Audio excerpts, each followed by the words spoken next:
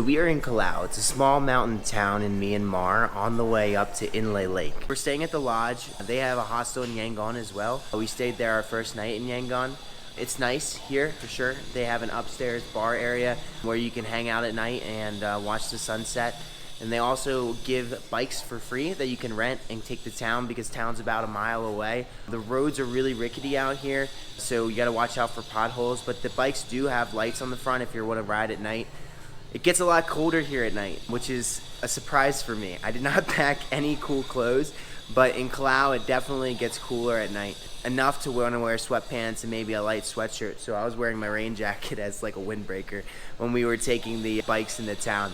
So we're taking a 2-day trek to Inle Lake from Kalaw. One night in a monastery where we're gonna get to see some local culture in these really even smaller villages along the trek. I packed my bag. The rest of my stuff gets sent by the tour company to Inle Lake and it's gonna wait for me there. It's the bitterness. Juice is from the stone. Yes, from the stone, the limestone powder. Tobacco leaf. Tobacco leaf? Yeah. But for me, it's not my first time. It will be for you. Yeah, I've never done this. I've seen people do it. I didn't want to get my mouth all red, but we went to Myanmar.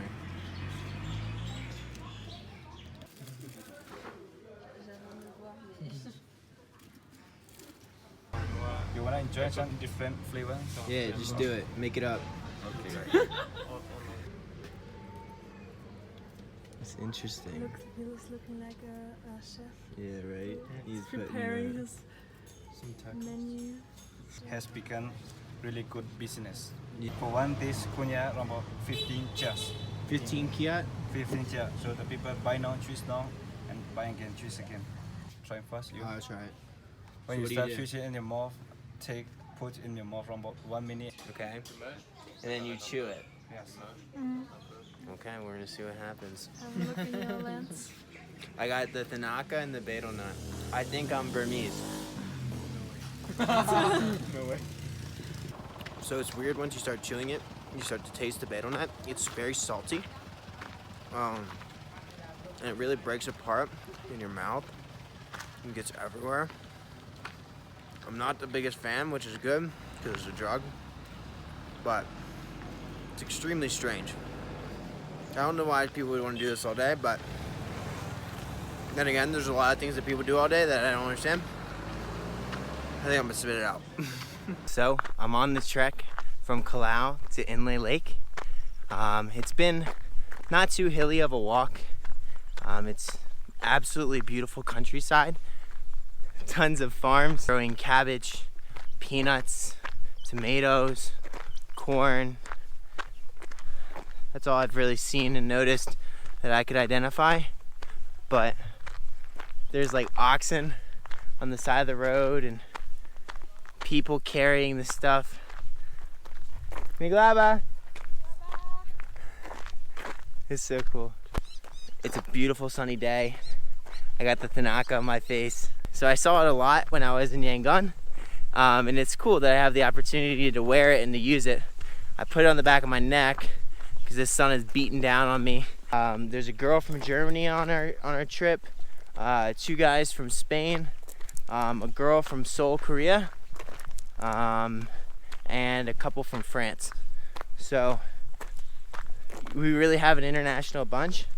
So on the day-long walks, I have a lot of opportunities to talk to people and to learn about their culture and what they're going through in their lives, and I don't know, try to see if it helps me understand what I'm going through in my life, whatever that is.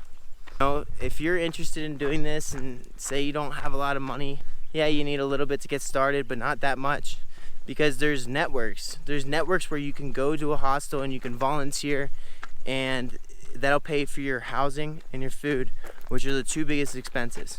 And you have to work maybe 3 to 5 hours a day working at a hostel, and your biggest expenses are covered. You're going from place to place, you can rent buses that are like $15 to take you all the way across the country.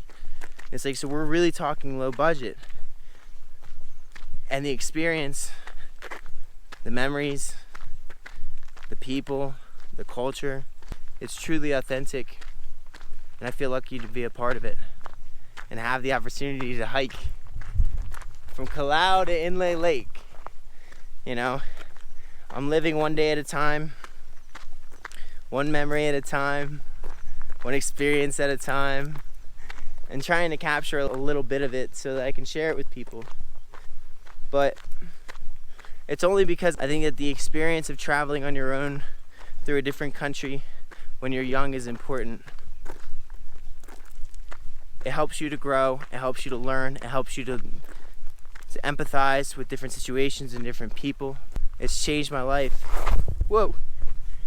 And why wouldn't you want to spread something that changes your life? Every view just gets more beautiful than the last. You have these magnificent rice fields that are just sparkling in the sun. The balance of vibrant greens and light blues is one of the coolest things I've ever seen. You know, I saw it in Pai. It's so peaceful out here, you know. We stop every now and then to sit and enjoy the views.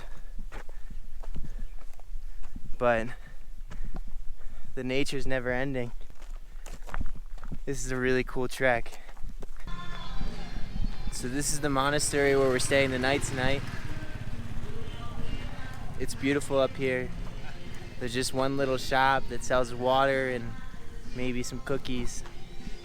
I feel like I'm exactly where I'm supposed to be, and I don't know where I am.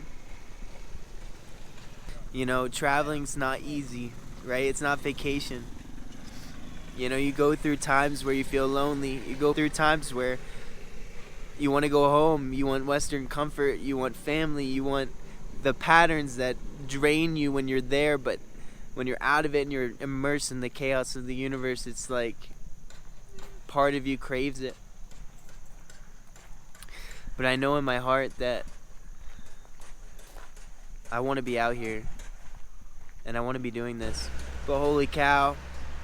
Do I feel insecurities all the time? Do I feel scared? You know, I don't have anything back home other than the storage unit and some family. That's more than a lot of people have. I think that's what travel's about. It's about growing on a path that you choose. It's about adventure. It's about spirit. And the good and the bad, you got to feel the polarity in order to grow. But the sun's setting. It's gorgeous out here. But I'm a long way from a Holiday Inn. So we have dinner being prepared at the monastery, and I don't know what it's gonna be, but I hope it's good, because we walked like 11 miles today and we went up a bunch of hills, so I'm tired, I'm beat. So we woke up with the rooster crow and went out to have breakfast. These Myanmar pancakes and some fresh fruit.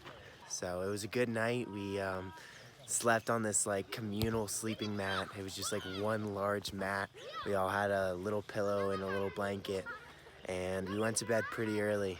It got dark around like 6 p.m. here. These little baby monks are playing soccer out here. And there's these little cats that'll run around and jump on your lap and spend the morning with you. We're starting our second day of the trek. It is another 6 hours of walking through the jungle of Myanmar, and we will end at Inle Lake. We will board a small boat that will take us across the lake to the town. So on our last step to Inle Lake, we finished the trek and we had lunch right on the outside of the lake. We hopped on this little boat, and it's about an hour ride to town. We're moving, and we had to balance the boat by sitting on either side of the boat, so we're getting a little bit wet.